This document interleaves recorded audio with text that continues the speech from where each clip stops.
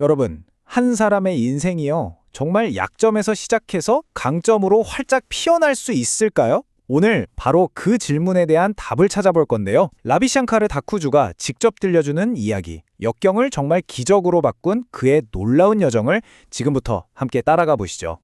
자, 바로 이 한 문장. 제 삶은 약점에서 시작되었지만 강점으로 꽃피운 여정이었습니다. 라비샹카르 다쿠주는요, 이걸로 자신의 모든 걸 설명해요. 이게 그냥 하는 말이 아니라 정말로 그의 인생 전체를 꿰뚫는 핵심 메시지라고 할 수 있습니다. 아니, 어떻게 그런 강인함이 나올 수 있었을까요? 그걸 알려면요, 먼저 그가 딛고 일어서야만 했던 그 약점이 얼마나 깊었는지를 들여다봐야 합니다. 그의 이야기는 바로 그 혹독했던 어린 시절에서부터 시작돼요. 정말이지, 그의 어린 시절은 실현 그 자체였어요. 태어날 때부터 천식에 습진까지 몸이 정말 약했고요. 겨우 10살 때 아버지가 돌아가셨습니다. 근데 더 기가 막힌 건 아버지가 돌아가시기 전에 가족의 모든 땅을 가난한 사람들한테 기부해버린 거예요. 기댈 곳 하나 없어진 그는 결국 거리로 나갔고, 심지어 길거리 갱단의 리더가 되기까지 했죠.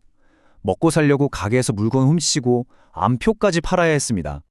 정말 믿기지 않으시겠지만 아버지가 7자녀를 위해서 남긴 유산이 이게 다였습니다. 2달러. 2달러도 안 되는 돈이었어요. 바로 여기서 그의 인생이 시작된 겁니다. 자, 그럼 이런 정말 바닥까지 떨어진 상황에서 어떻게 빠져나올 수 있었을까요? 그의 인생을 통째로 바꿔놓은 건 정말 아무도 예상치 못했던 친절이라는 한 가닥의 생명줄이었습니다. 주변에서는 다들 쟤는 문제야 하면서 손가락질했거든요. 근데 동네 아주머니들은 달랐어요. 배고파하는 그에게 따뜻한 밥을 그냥 내어주신 거죠. 바로 그 친절, 그게 정말 꺼져가던 그의 삶의 불씨를 다시 살려낸 생명줄이 된 겁니다. 이웃들의 작은 친절로 시작된 이 변화가 점점 더 큰 인연으로 이어지게 돼요. 먼저 평생을 함께할 사업 파트너 BS 하리를 만나서 사업의 기틀을 마련했고요. 그리고 아내 폴라를 만나면서 신앙과 사람의 따뜻함을 알게 됐죠. 그리고 마침내 로타리 클럽에서 아버지가 평생 걸으셨던 그 봉사의 길을 발견하면서 인생의 진짜 방향을 찾게 된 겁니다. 자, 이렇게 새로운 길을 찾게 되니까요. 이제는 그냥 돈만 버는 게 아니었어요. 삶의 진짜 목적을 세우기 시작한 거죠. 그의 삶의 중심에는 이제 사업, 가족, 그리고 봉사. 이 세 가지 기둥이 단단하게 자리 잡게 됩니다. 그는 이제 성공한 사업가이면서 동시에 통합과 평등이라는 아주 의미 있는 이름에 두 딸을 둔 아버지가 됐습니다. 사실 처음에는 정치를 통해서 세상을 바꿔보려고도 했어요. 근데 금방 실망하게 됐죠. 바로 그때 로타리에서 진짜 소명을 찾은 거예요. 그게 뭐였냐면 바로 자신은 모든 걸 내어주셨던 아버지의 삶, 그러니까 이타적인 봉사의 길이었던 거죠. 자, 이제부터 그의 이야기는 정말 가장 극적인 부분으로 넘어갑니다. 그와 그의 아내가요, 우리가 생각하는 부라는 개념 자체를 완전히 뒤흔드는 결정을 내리거든요. 바로 모든 걸 내어놓기로 한 그 순간이죠. 때는 팬데믹이 터지기 바로 직전이었어요. 그 아내 폴라는 무려 1,500만 달러를 로타리 재단에 기부하기로 결심합니다. 이들의 신념은 정말 확고했어요.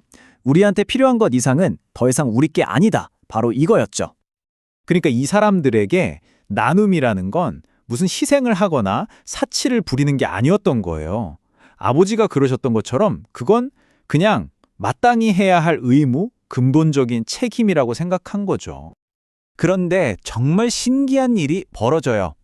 그가 모든 걸 이렇게 내어놓자 그때부터 진짜 기적 같은 일들이 펼쳐지기 시작합니다. 그는 다음에 일어난 일들이 절대 우연이 아니라고 말해요. 오히려 풍요가 자신의 삶으로 다시 흘러들어온 거라고요. 정말 거짓말처럼요. 그가 손대고 있던 사업들이 갑자기 폭발적으로 성장하기 시작하는 거예요. 수십 년 동안 기껏해야 20, 30% 성장하던 사업들이었는데 불과 몇 년 사이에 4배, 6배, 심지어 10배까지 커져버린 겁니다. 이게 말이 되나요? 근데 이게 돈으로만 돌아온 게 아니었어요. 평생을 괴롭혔던 그 약한 몸이 하루에 17시간을 일해도 끄떡없을 정도로 건강해졌고요. 심지어 암까지 이겨냈습니다. 가족들은 더 행복해졌고 주변 사람들의 신뢰와 선의가 그들을 정말 따뜻하게 감싸주기 시작했어요. 그리고 이 모든 나눔의 여정 끝에 마침내 그와 폴라는 인생 최대의 서약을 하게 됩니다. 바로 평생의 꿈을 실현하는 그 순간으로 가게 된 거죠. 여기서 그는 우리 모두에게 아주 깊은 질문 하나를 던져요. 여러분, 충분히 가졌다고 생각될 때 우린 뭘 해야 할까요? 이 질문 정말 성공의 의미가 뭔지 다시 한번 생각하게 만들지 않나요? 그리고 그는 스스로 답합니다. 친구 여러분, 바로 그날이 왔습니다.